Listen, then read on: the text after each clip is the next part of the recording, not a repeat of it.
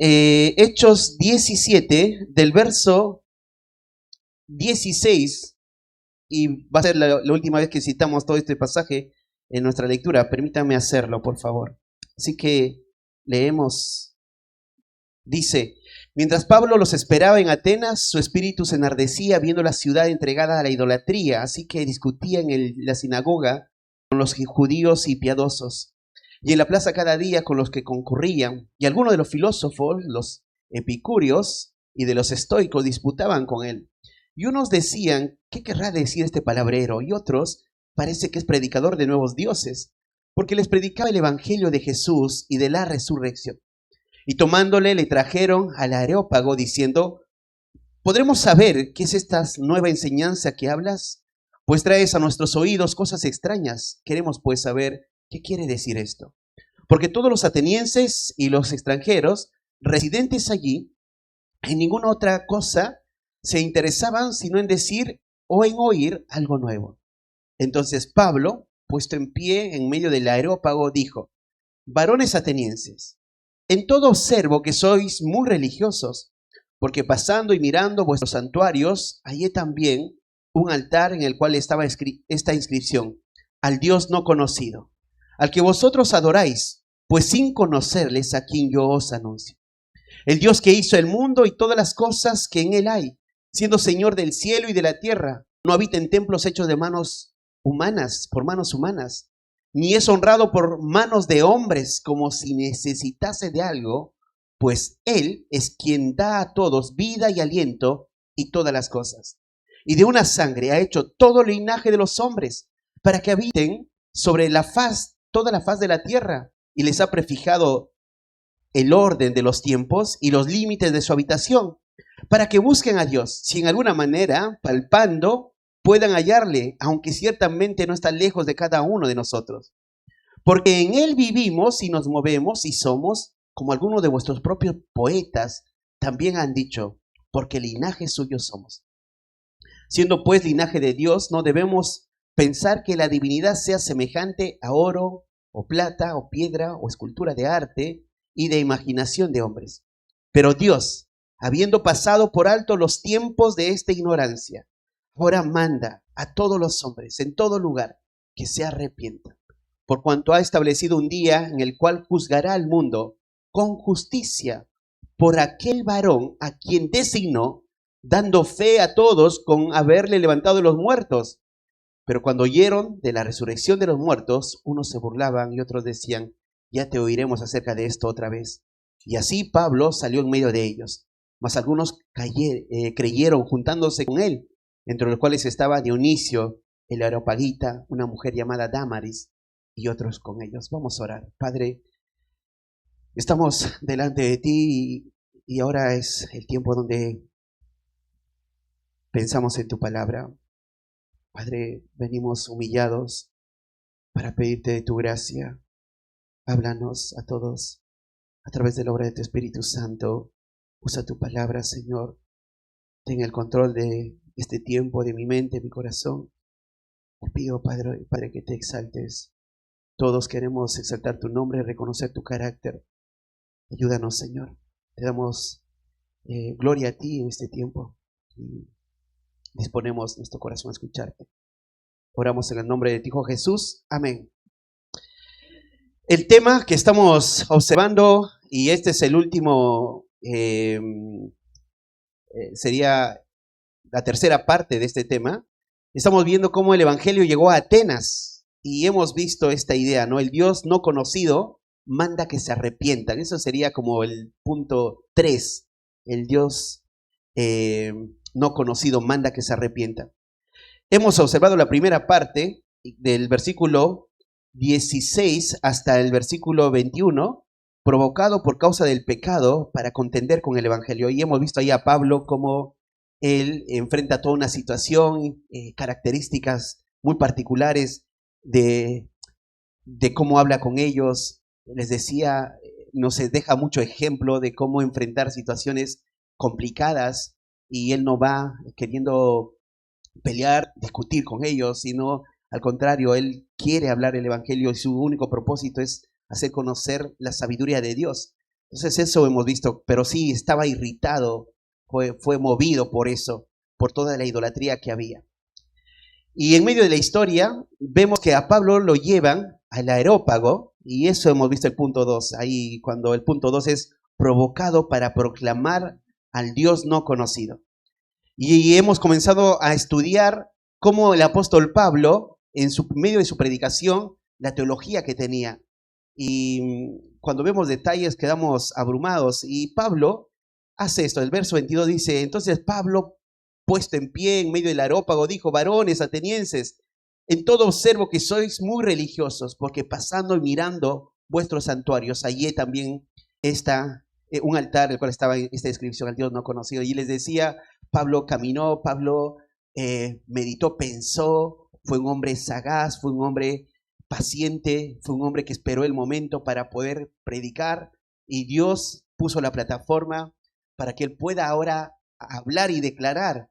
Y bueno, él va a usar esta inscripción que encontró al Dios no conocido, y les he explicado que estos hombres, con su deseo de tener muchos ídolos, fabricaban ídolos, y entonces a tal punto, si se le escapó algo, entonces ponían un altar y simplemente al Dios no conocido. Y entonces Pablo desde esa premisa, ¿no? Entonces voy a hablarles de ese Dios no conocido. Y yo sé, como ustedes no saben cómo es, yo sí sé quién es ese Dios. Y entonces Pablo va a comenzar a predicar.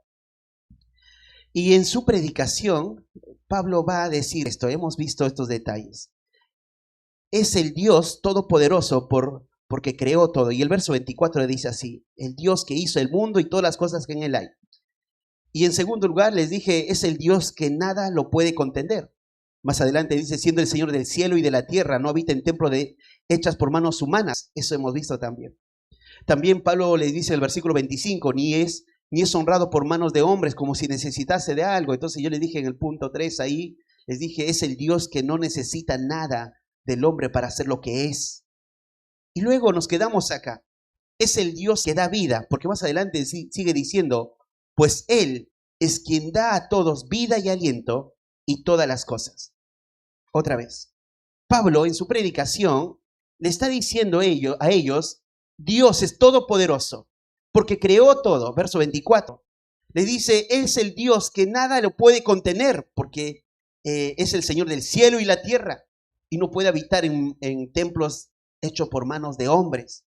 También le dice, es el Dios que no necesita nada del hombre para que Él sea lo que es, porque los hombres pueden adorar, pero Él no necesita la adoración del hombre para ser lo que Él es. Y en cuarto lugar, es el Dios que da vida. Y ahí dice el texto, pues Él es quien da a todos vida y aliento y todas las cosas. Y estuvimos pensando qué significa esta idea de que Él da vida a todas las cosas. Y hemos pensado, Dios es la fuente de todas las bendiciones de sus criaturas. Él es, por lo tanto, el alto bien para sus criaturas. O sea, fuera de Dios no podemos encontrar un bien mayor. Los hombres debieran entender eso, que fuera de Dios no hay un bien mayor. No hay nada fuera de Dios. Debieran comprender. Entonces, Pablo está señalando esta verdad. Y nos quedamos ahí. Y ahora, en quinto lugar, es esto.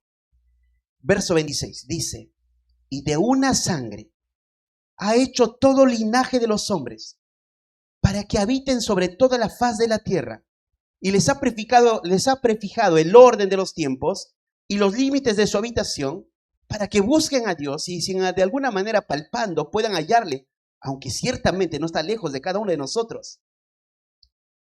Pablo lo que ha hecho es, como ya tenía la plataforma, ahora predica la palabra y presenta a ese Dios no conocido. Y mientras va desarrollando quién es ese Dios no conocido, Pablo les va a decir, ¿sabe quién es ese Dios no conocido? Es el Dios que creó toda la humanidad.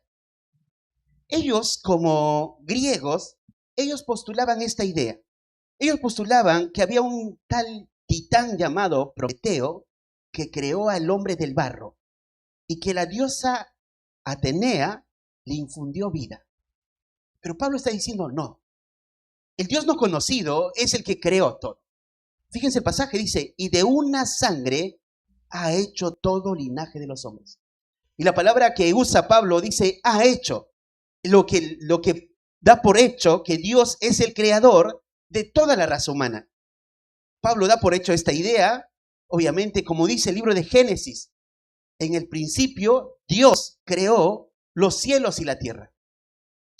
Cuando tú lees esta exposición de Pablo, más abajo va a citar algunos poetas que ellos conocían. Te dice que Pablo sabía bien cuál era la filosofía que giraba a su alrededor. ¿Qué pensaban ellos? No es que Pablo gastó tiempo estudiándolos, sino que Dios usó aún el contexto donde nació Pablo en Tarso, donde también había escuelas, y Pablo creció en medio de esas escuelas filosóficas donde había, y entonces Pablo conocía bien las filosofías. Y esto me da mucho pie para decir algo. O sea, Dios a cada uno de nosotros nos conoce. Y Dios nos hace crecer en un contexto determinado. Y en ese contexto nos equipa. Y muchos de ustedes, en realidad, entre nosotros no nos parecemos en el contexto. Nadie se parece en un contexto del otro.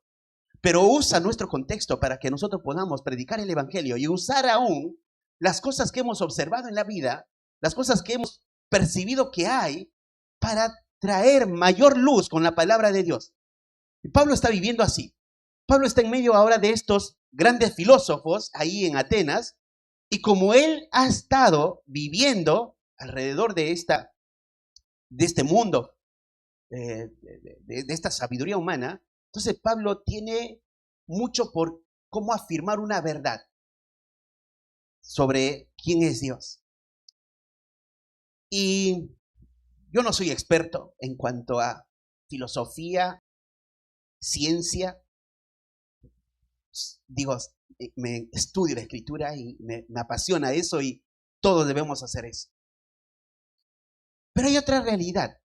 La realidad es que este mundo quiere postular ideas de quién creó al hombre. Y este mundo da por hecho varias mentiras. Lo llamamos mentiras nosotros porque nosotros afirmamos la verdad, que Dios creó al hombre.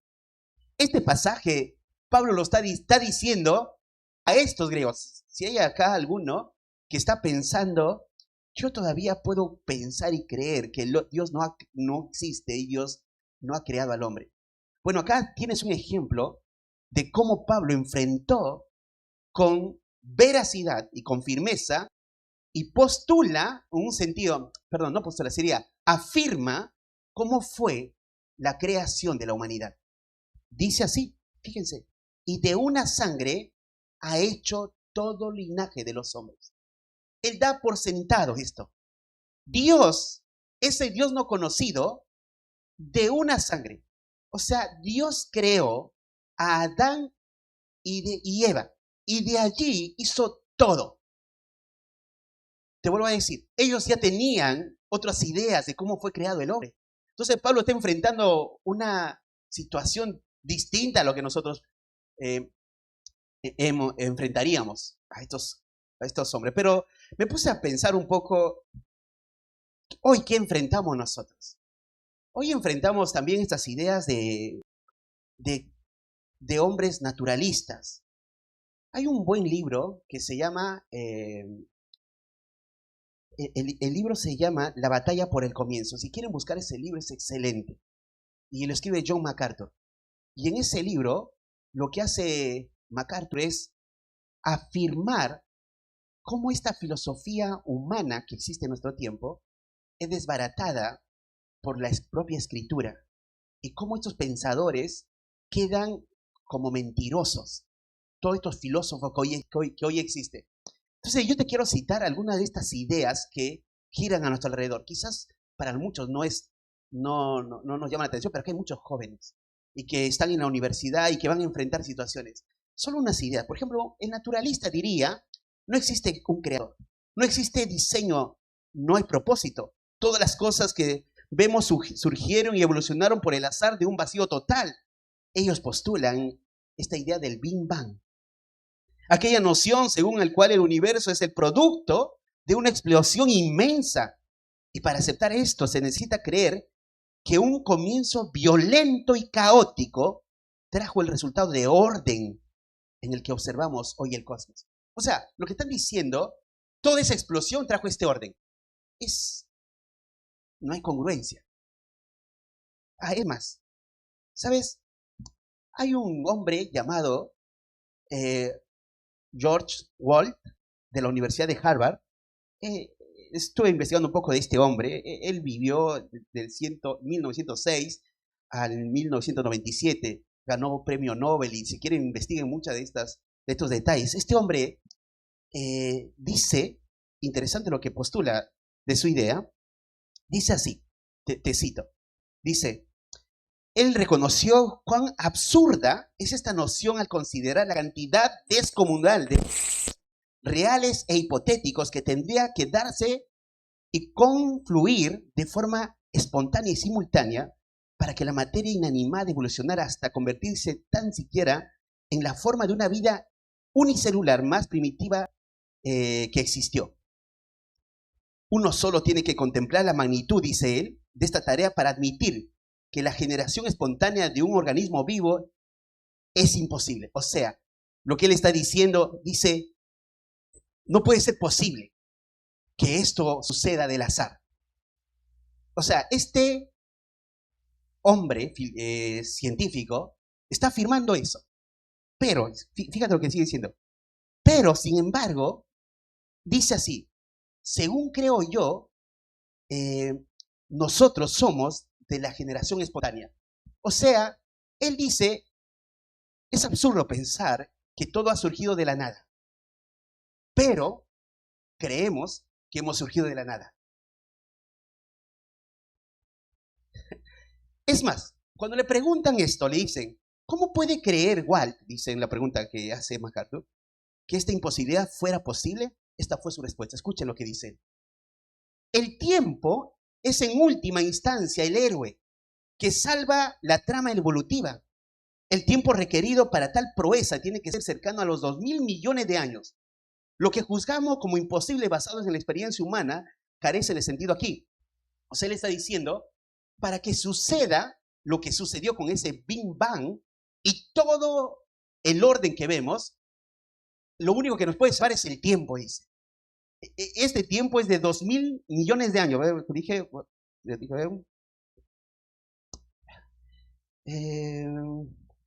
para no decirlo de otra manera.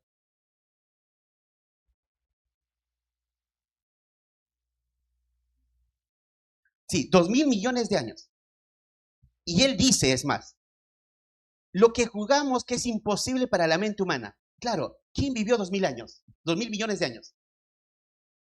Él está postulando una idea que el hombre no puede afirmar porque no hay nadie que vivió 2.000 millones de años. Solo lo que puede, lo que él piensa es, lo único que puede pasar es que en esos 2.000 millones de años pasó esto. Nos puede salvar que sucedió eso. Pero no termina la lectura ahí, escuchen lo que sigue. Y dice así él: lo que juzgamos como imposible, bueno, el tiempo requerido para tal proeza tiene que ser cercano a los 2.000 millones de años. Lo que juzgamos como imposible basado en la experiencia humana carece de sentido aquí. Dada una cantidad tan grande de tiempo, lo imposible se puede poner posible. Lo posible puede ser probable. Y lo probable, en última instancia, es una certeza. O sea, 2.000 millones de años, lo imposible pudo ser posible. Lo posible, lo probable. Y lo probable, la certeza. En algún momento de ese tiempo, sucedió ese pan y es lo que es.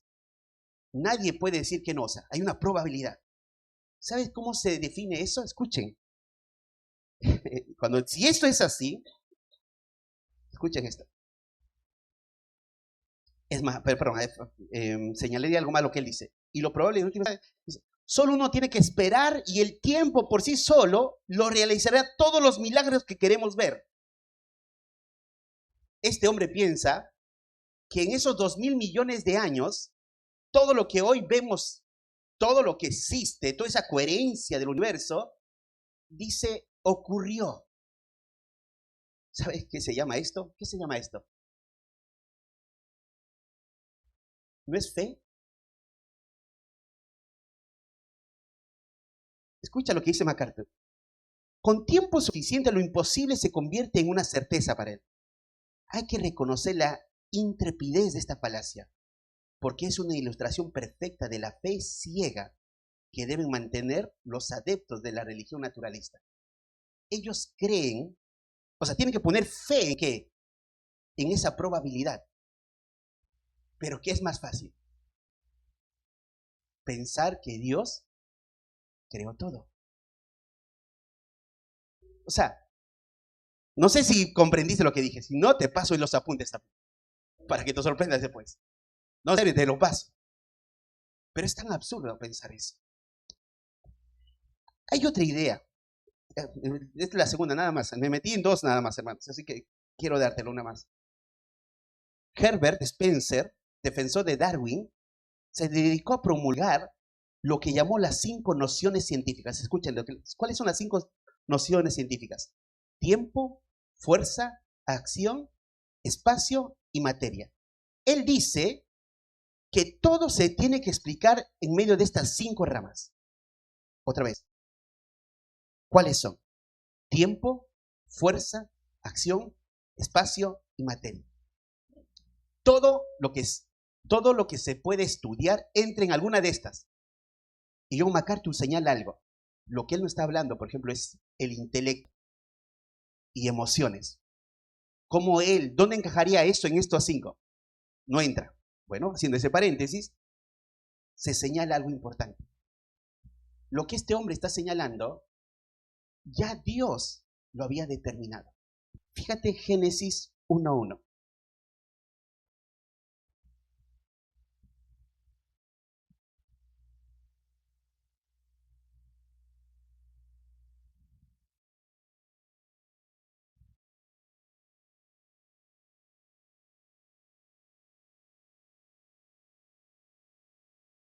¿Qué dice el Génesis 1:1? En el principio, ¿qué habla? Muy bien. Primero, en el principio, pero ¿te acuerdas los 5 postulaciones de este hombre? Tiempo. Y acá te dice en el principio. Es más, para continuar, ¿saben qué ellos no pueden hacer? Ellos no pueden explicar el tiempo, la fuerza, la acción, el espacio y la materia. No pueden explicar de dónde originó todo. O sea, ellos dan por hecho que esto es eterno. El tiempo es eterno, dice. El tiempo es eterno. Pero la Biblia postula otra cosa. La Biblia postula así, fíjense, Génesis 1:1, otra vez. En el principio, habla de tiempo. Y ahí viene la palabra, ¿qué dice? Creó. ¿Qué es creó? Es un verbo que te habla de qué? Acción. Síganme. Dios. ¿Quién es Dios? La fuerza creadora. Síganme, si están siguiendo con lo que dijo. Los cielos, ¿qué es? Espacio. La tierra, materia. O sea, lo que este hombre en el siglo XIX está postulando, algo que él no puede explicar de dónde vino todo esto, Dios ya lo dijo en el Génesis 1:1. Y Génesis 1:1 no es, te digo, no es como para postular una idea más, sino la Biblia encara así a Dios, muestra la revelación de Dios. Él es el creador. En el principio Dios creó.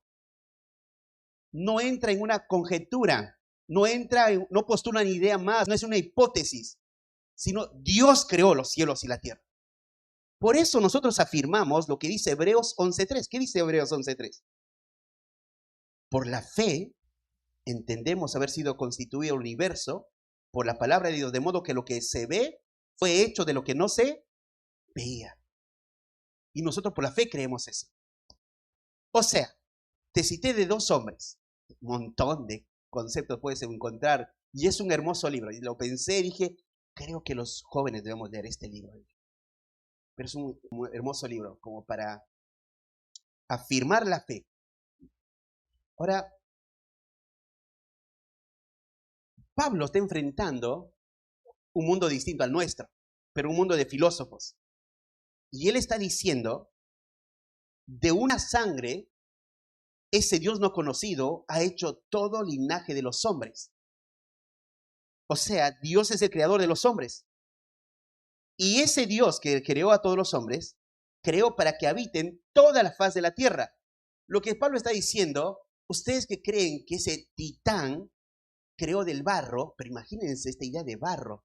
¿Cómo llegó esta idea de barro que un titán ha creado al hombre? Porque Dios, ¿cómo creó al hombre? De barro, de polvo. Pero fíjate la distorsión. Ahora, para que, bueno, el texto 26, está Hechos 17, 26, al final dice, para que habiten sobre la faz de la tierra, les ha prefijado el orden de los tiempos y los límites de su habitación. Bueno, señalo algo que pensé, la Biblia no entra en conjeturas o postula una opción, no es una presunción, hipótesis.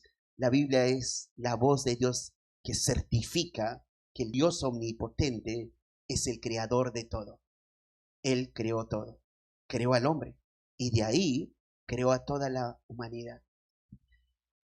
En esa curiosidad, hermanos, MacArthur señala, por ejemplo, que aún Albert Einstein, él dice, debió haber una inteligencia cósmica que diseñó el universo. O sea, Albert Einstein dijo eso, pero ¿sabe lo que pasó?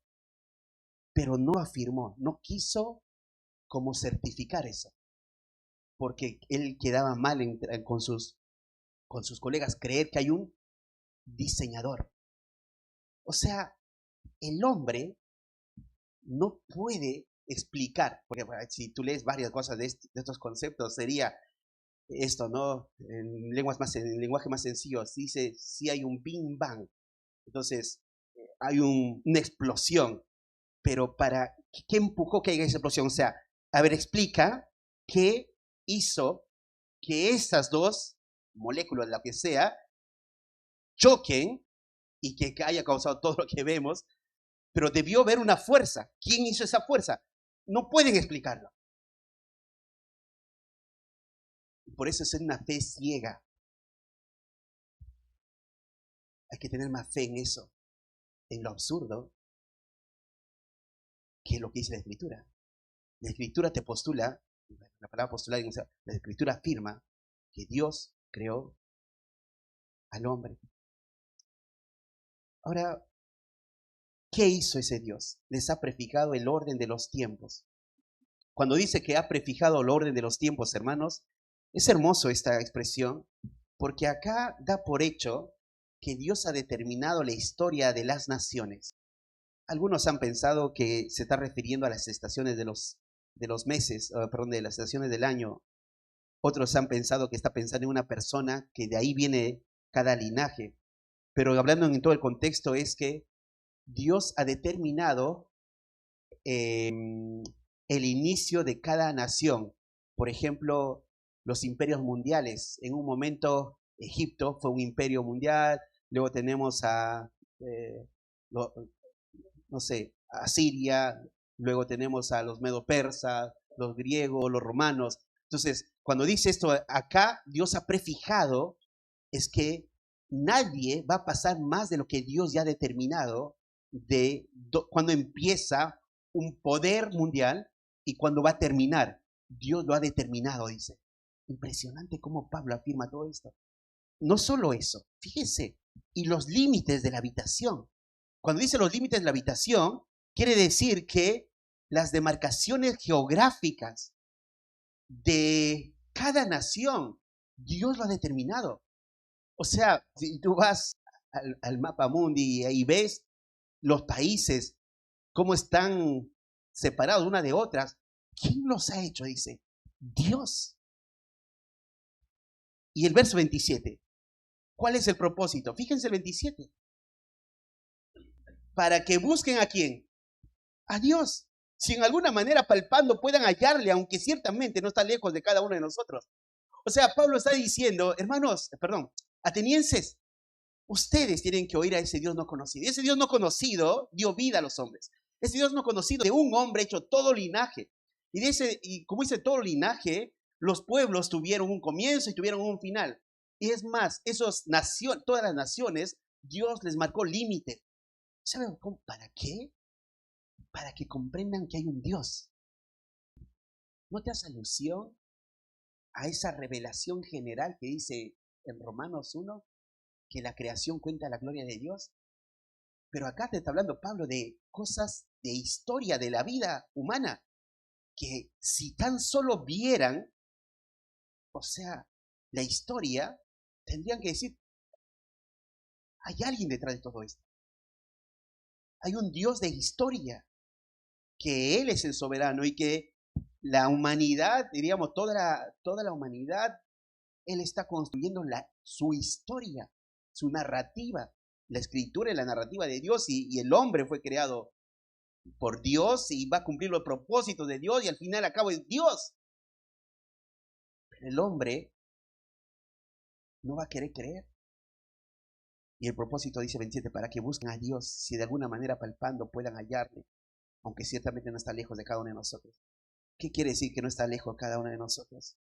Que si tan solo ellos pensaran en esto, como les decía, ellos podían encontrar. Un pasaje que pensé fue en Romanos 1, 18 al 20, justamente de este concepto, porque la ira de Dios se revela desde el cielo contra toda impiedad e injusticia de los hombres, que detienen con injusticia la verdad. Porque lo que de Dios se conoce les es manifiesto, pues Dios se los manifestó. Las cosas invisibles de su eterno poder y de se hacen claramente visibles desde la creación del mundo, siendo entendidas por medio de las cosas hechas, de modo que no tienen excusas. O sea, ellos pudieran ver, y dice, como Pablo dice acá, pueden buscar a Dios y ahí observa que es un Dios verdadero.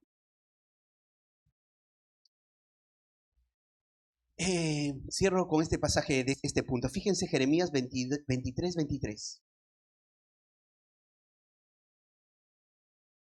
Dice, ¿no soy yo Dios de cerca solamente, dice Jehová, y no Dios desde lejos? ¿Se ocultará alguno, dice Jehová, en escondrijos que yo no lo vea? ¿No lleno yo, dice Jehová, que el cielo y la tierra? Jeremías 23, del 23 al 24. Soy un Dios de cerca solamente, dice Jehová, y no un Dios desde lejos. ¿Qué quiere decir un Dios de cerca y un Dios desde lejos? Lo que está tratando de decir Dios, o sea, yo estoy acá y estoy en todo lugar. Por eso dice, ¿se esconderá alguien de mí? No, nadie se puede esconder de Dios.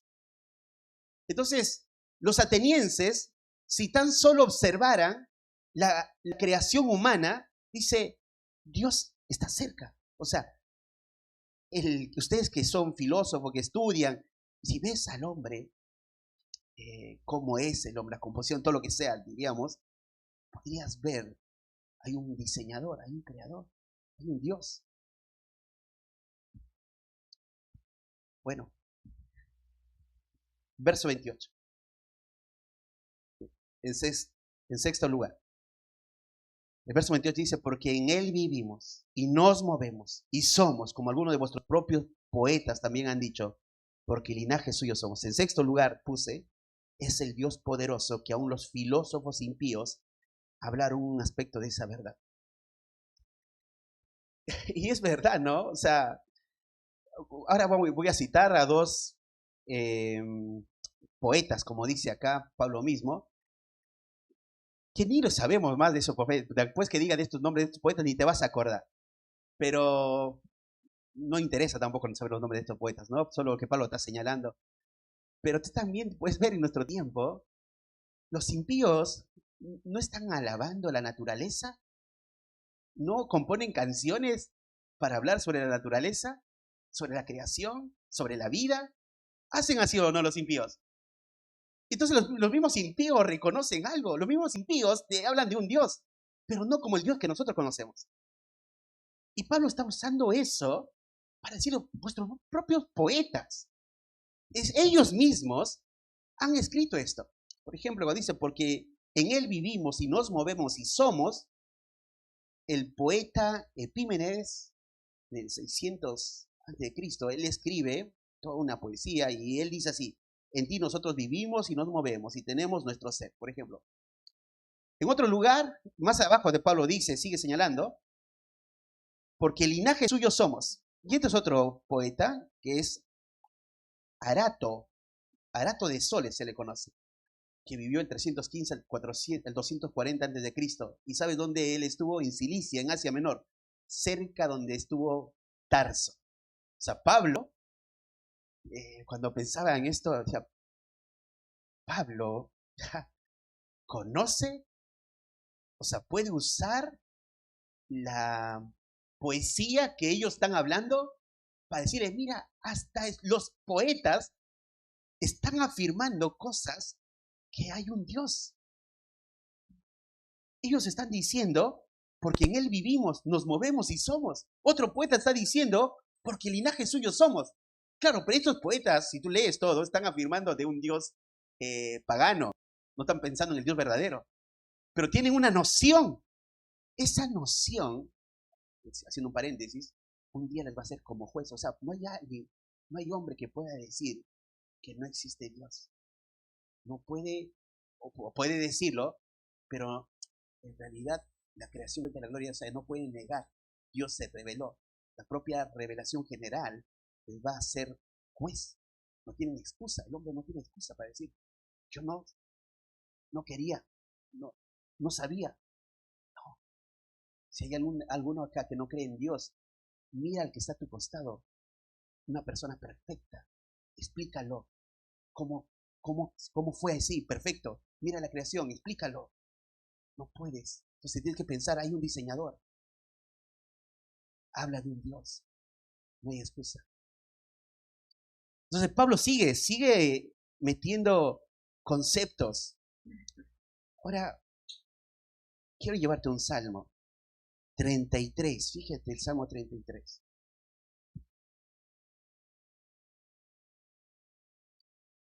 ¿Qué dice? Alegraos, oh justo, en Jehová. En los íntegros es su hermosa alabanza. En los íntegros es hermosa la alabanza. Aclamad a Jehová con arpa. Cantadle con salterio y decacordio. El 3, cantadle cántico nuevo. Hacedlo bien, tañendo con júbilo. El 4, porque recta es la palabra de Jehová y toda su obra es hecha con fidelidad. 5, él ama justicia y juicio. De la misericordia de Jehová está llena la tierra. Y el 6, ¿qué dice? Por la palabra de Jehová fueron hechos, ¿qué? Los cielos y todo el ejército de ellos, por el aliento de su boca. Él junta como montón las aguas del mar. Él pone en depósito los abismos. Tema Jehová toda la tierra, teman delante de él todos los habitantes del mundo, porque él dijo y fue hecho. Él mandó y existió. Ese es el Dios que creemos, ¿no? Qué hermoso salmo. Bueno, entonces Pablo está afirmando que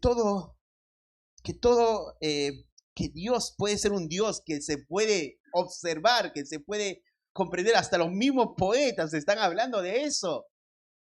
Ese es el Dios no conocido que está cerca. Y el verso 29, en séptimo lugar, es el Dios que su gloria no puede ser comparada con nada. Verso 29 dice, siendo pues linaje de Dios, no debemos pensar que la divinidad sea semejante a ¿qué? Oro, plata, piedra, escultura de artes y de imaginación de hombres. Me imagino que cuando Pablo entró a este tema, el rostro de ellos, porque dice, ese Dios no conocido no se puede comparar a oro, plata, nada. Pero estos atenienses que tenían justamente todo esto, todos sus ídolos de oro, de plata, de piedra, de escultura, de arte y todas sus imaginaciones. Y Pablo está diciendo no. Isaías 46:5 dice, ¿a quién me asemejáis y me igualáis y me comparáis para que seáis semejante? O sea, ¿a quién me vas a comparar? ¿A quién me vas a igualar para que seamos semejantes? No hay nada que se me asemeje a mí, dice Dios. Nadie que se compare a mí. Por lo tanto, siendo Dios así, inconcebible en ese sentido, no puede ser reducido de una manera u otra manera. La idolatría hace eso. Reduce a Dios a nuestra imagen. Reduce a Dios a una imaginación. Reduce a Dios a alguna escultura. Eso hace la idolatría. Nuestro Dios no es una escultura. No es conforme a alguna imaginación de los hombres. Su gloria no puede ser reducido a obras hechas por manos humanas. Nada se compara a nuestro Dios, porque su Dios es espíritu y por lo tanto nada puede compararse a él. Y cuando decimos que Dios es espíritu, entonces alguno diría, ¿por qué entonces Dios dice sus manos, sus pies, sus ojos, su rostro, sus brazos? ¿Por qué la Escritura habla de eso? Bueno, cuando la Escritura habla que Dios, las manos de Dios, los ojos de Dios, eso es un recurso literario que lo llaman antropomorfismo.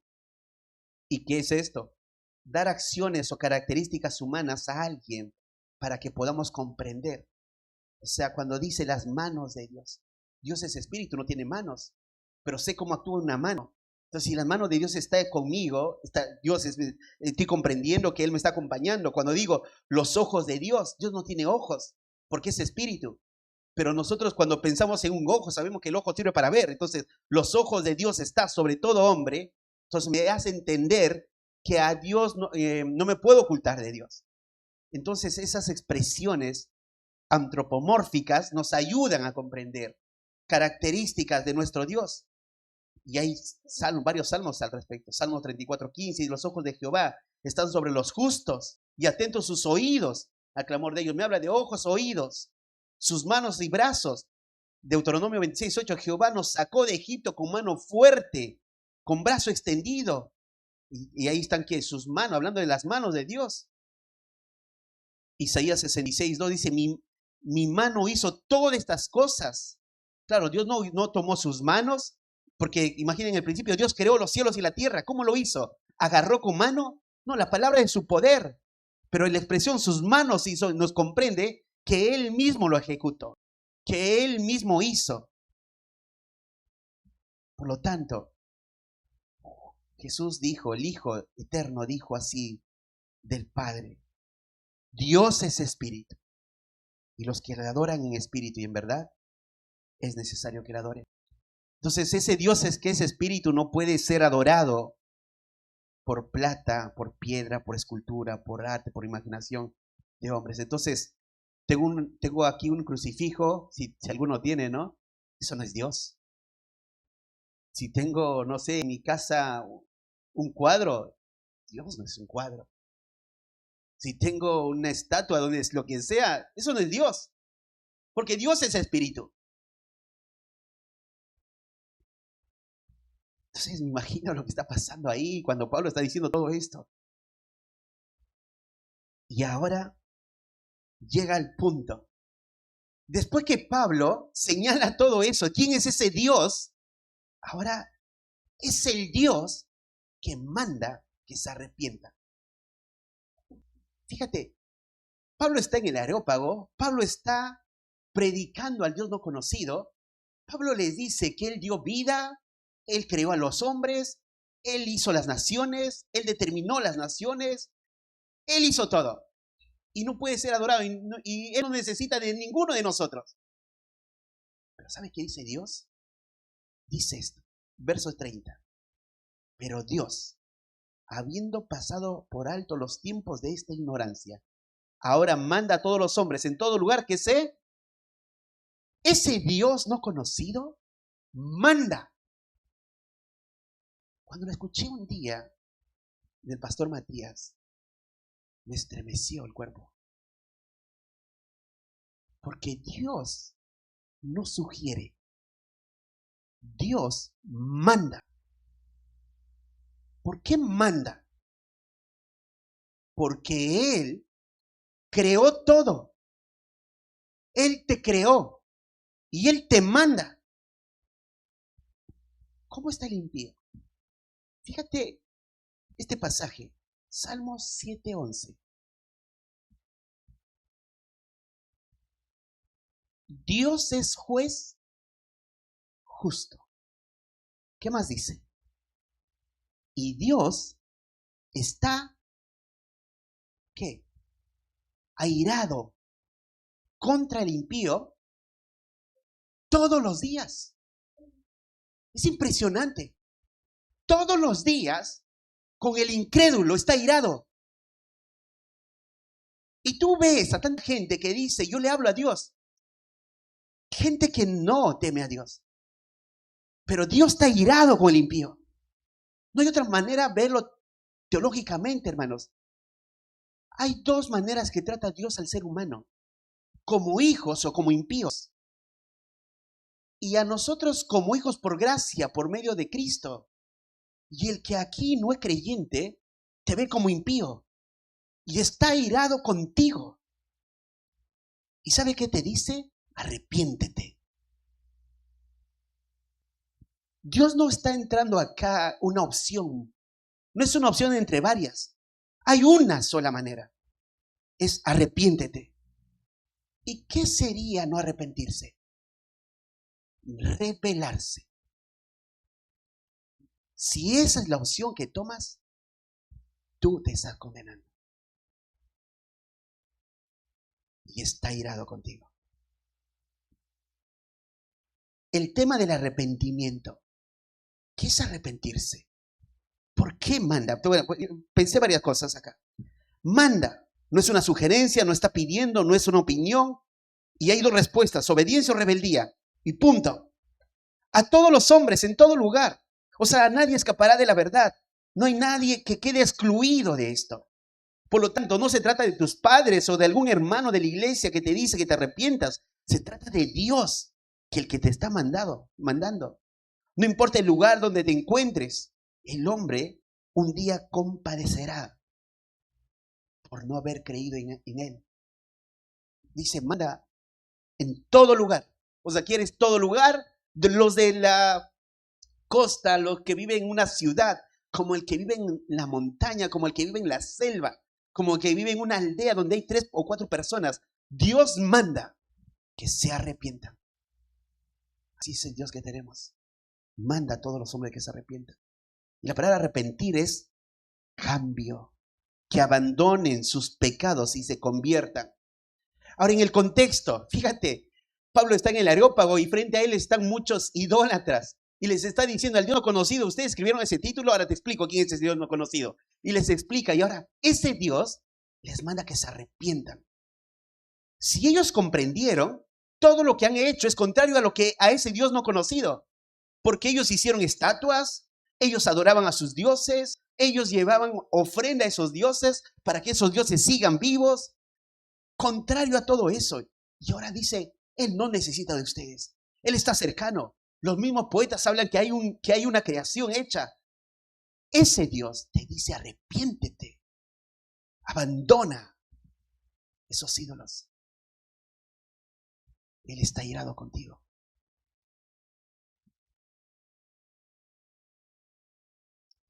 Es impresionante. Ahora, ¿por qué no termina de juzgar al mundo? Porque alguno puede decir, no, pero no me pasa nada.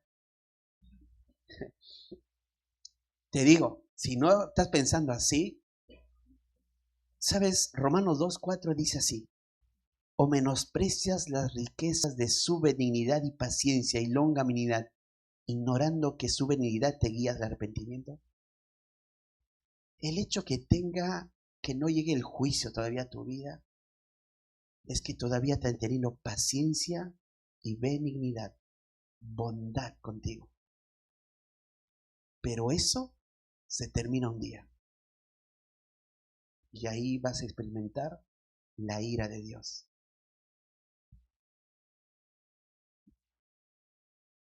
El correcto arrepentimiento produce algo en la vida. Produce un cambio. Fíjate 2 Corintios 7.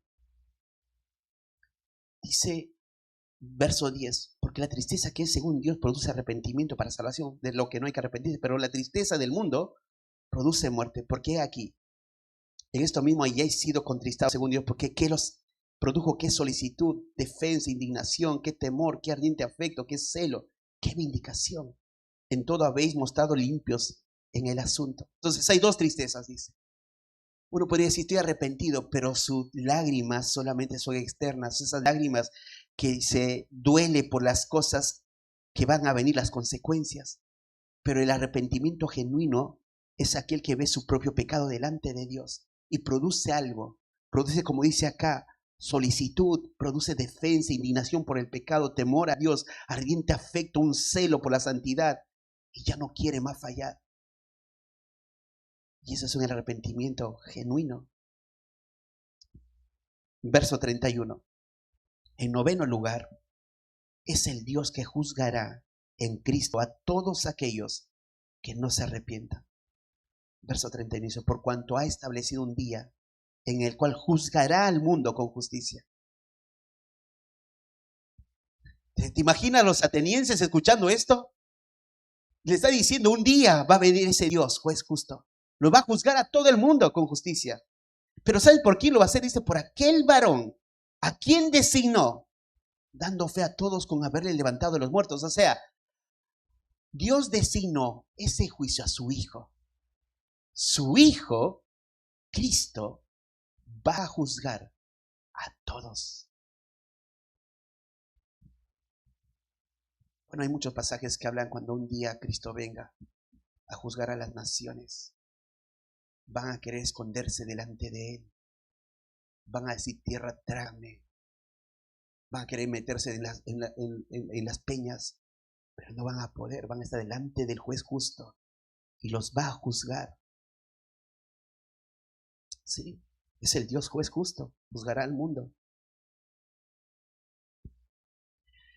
Y hay un pasaje que afirma esta verdad, es Juan 5, 22 al 23, cuando dice, porque el Padre a nadie juzga, sino que todo el juicio dio al Hijo, para que todos honren al Hijo como honran al Padre. El que no honra al Hijo, no honra al Padre que le envió. Bueno, hasta acá la predicación de Pablo. Pablo termina de predicar de esta manera. ¿Cómo termina diciéndoles? Arrepiéntanse. Pablo no les dice, repitan esta oración. Pablo no les dice, ¿sintieron esto? Pablo les dice, abandonen su pecado. El que verdad cree está dispuesto a abandonar sus pecados o quedarse en ese estado en el que está. Recuerda, Pablo enfrentó en su contexto a una sabiduría en ese tiempo y Pablo les hizo pensar que hay un Dios que creó todo. Y hasta el día de hoy hay tantos pensadores que se levantan que no pueden afirmar o asegurar lo que dicen. Simplemente son ideas vanas y vacías. Pero esto trae un resultado y cerramos. En tercer lugar, hablando de los puntos que hemos hablado, en tercer lugar, el resultado de la proclamación del Dios no conocido. Verso 32 al 34. ¿Qué pasó? Pero cuando oyeron de la resurrección de los muertos, ¿qué hicieron? Se burlaban. Y otros decían, ya te oiremos acerca de esto otra vez. Qué lamentable, ¿no? ¿Te recuerdas que te dije? Dios manda que se arrepiente y hay dos puntos nada más. Uno, ¿vas a arrepentirte o vas a rebelarte? Y esa idea de rebelarte sucede acá, con estas ideas que bien le dicen, se burlan. Y otros le dicen, ya te escucharemos otra vez. Esta idea de que ya te escucharemos otra vez, o sea, bueno, mañana vienes y te seguimos escuchando, ¿qué te parece? ¿Sabes? Nunca más regresó Pablo a Atenas. Una sola vez fue. Una sola vez predicó. Una sola vez tuvieron el privilegio de escuchar a este hombre predicando la exposición de la palabra. Estos que dijeron, ya te escucharemos, no tuvieron la oportunidad de escuchar de Pablo, por lo menos, otra vez la predicación. Qué lamentable que alguno pueda decir, ya después será. ¿Qué te asegura que después será? Tu vida es como la neblina. Estás ahora y mañana no puedes estar. Nada te asegura. Y bueno, ellos se burlaron. Pero el verso 34, ¿qué pasó? Otro resultado. Mas algunos creyeron. Y los que creen, ¿qué hacen? Fíjense, juntándose con quién. Con él. Qué lindo, ¿no? ¿Cómo se observa a la persona que cree? Encuentra una nueva familia. Se junta con Pablo. Ahí está la iglesia. Ahí es donde se observa en ese grupo de hermanos que ahora creyeron. Entonces se juntan con él. Y lo lindo de esto es cómo Lucas detalla los nombres, entre los cuales estaba ¿quién? Dionisio el Areopagita. Hermano, vamos a conocerlo a Dionisio el Areopagita. Cuando estemos en el cielo, te va a decir, ¿tú pasaste por Hechos 17? Sí, mi nombre es Dionisio el Areopagita. Pero algo interesante acá es que Areopagita es que pertenecía a esas personas que trabajaban en el Areópago. Y entonces quedó con el oficio que él tuvo. Roy el constructor. No sé, ¿te imaginas así? Bob el constructor. Lo que quiero decir es que Dios conoce el nombre, ¿te das cuenta? Dice Dionisio. Él creyó. Y, ¿sabes? En esto trabajaba. La singularidad en la salvación. A cada uno nos conoce. Pedro, Juan, Ricardo, Saúl, Rebeca, Marta, por nombre. Ellos creyeron. Qué hermoso. Y no solo es una mujer llamada Dámaris, y luego destierran, ¿no? Y otros con ellos. Y esta idea, otra cosa, no es que Dios no sabe. Lucas pudo haber escrito todos los nombres. Pudo saber o no saber, no lo sabemos. Pero termina ahí. Este es el Dios no conocido que Pablo predica ahí en el Areópago. A ese Dios merecemos gloria y honra. Hay una canción que dice, ¿quién a las huestes del cielo ordena? ¿Quién hace al hombre inclinarse a él? ¿Quién al hablar las tinieblas tiemblan? Solo un santo Dios. El otro verso dice, ¿qué otra belleza demanda gloria? ¿Qué otro esplendor brilla más que el sol? ¿Qué majestad rige en justicia? Solo un santo Dios. Y el coro dice, ven y contempla al único y digno, canta y clama por siempre al santo Dios. Ven y adora al santo Dios. Pablo, cuando estuvo en el Areópago, al decirle arrepiéntanse, les está diciendo, ese Dios que está próximo a ustedes, lo pueden alabar, lo pueden exaltar, pero hay una sola manera, que se acerquen arrepentidos delante de Él. Él, dice, resucitó a quien que va a juzgar, y muchos creyeron en Él. Si hay alguno que acá no cree en Cristo, nosotros hemos creído en aquel a quien Él resucitó, y se llama Jesucristo. Y tienes que acercarte a Él, rendido, y confesar tus pecados. Arrepiéntete. Un día que no pases arrepentido, recuerda el otro pasaje. Hoy está airado contigo. Mañana está airado contigo. Pasado está airado contigo. Y un día, si mueres así, vas a ver y experimentar su ira eternamente. Arrepiéntete. Padre, gracias por tu palabra.